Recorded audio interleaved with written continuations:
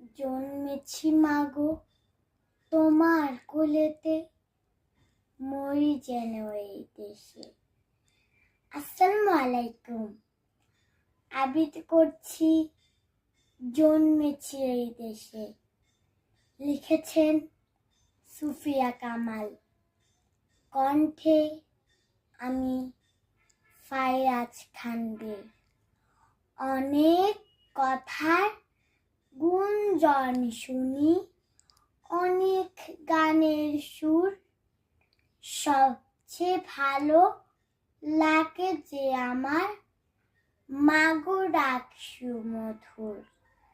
আমার দেশের মাঠের মাটিতে কৃষাণ দুপুর বেলা, ক্লান্তি নাশিতে কণ্ঠে যে তার সুর লয় করে খেলা। মুক্ত আকাশ সে মুক্ত মনে সেই গান চলে ভেসে। জন্মেছি মাগো তোমার কোলেতে, মরি যেন এই দেশে।